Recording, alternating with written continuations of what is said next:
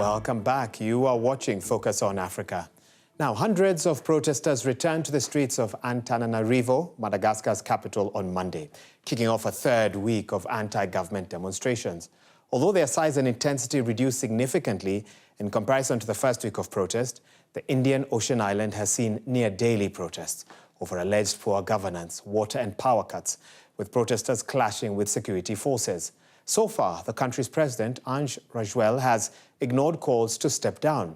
When he addressed the nation last week, Friday, he claimed that dangerous political elements had infiltrated the protests and were plotting to overthrow him.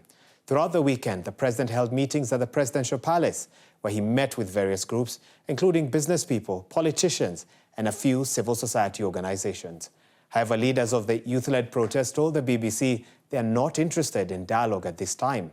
They have vowed to continue demonstrating until all their demands are met, especially the president's resignation. The BBC's Sammy Awami has the latest. Echoes of the national anthem, not in celebration, but in defiance. They took a break for a day, and now they are preparing to launch another day of protests.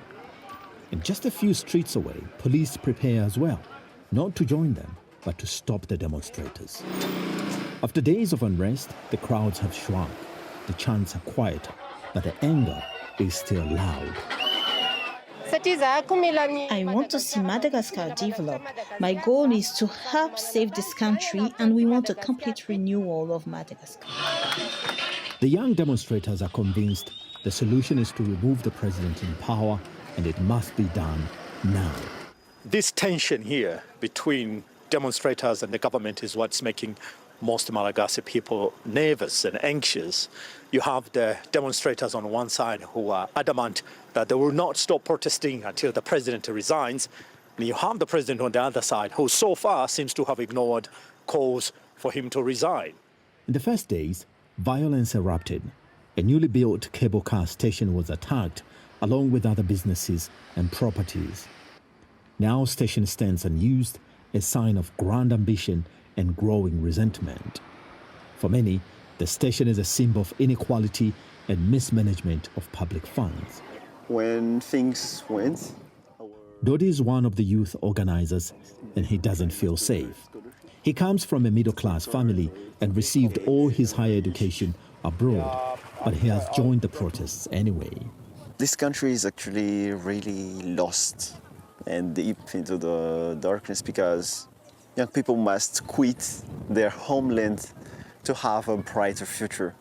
And what we want is for the future generations to come, there will be no mothers that will tell their sons or their daughters to quit their homeland to have a brighter future. We don't want that anymore. In response to young people's grievances, last week, the president dissolved his government. Experts say today's crisis is rooted in decades of neglect and failure. So if you don't create wealth, there is nothing you can do. So you cannot improve the education, you cannot improve the wealth, you cannot create a job. Around 70% of population have a primary level of education or less. So this is why most of Gen Z, they don't have job. So it's kind of frustrating for them. They are neglected for decades. So this is why now they are exploding. And that's the argument many young people here make, that dissolving the government alone isn't enough. Sammy Awami, BBC News, Antananarivo, Madagascar. All right, and we just want to show you briefly some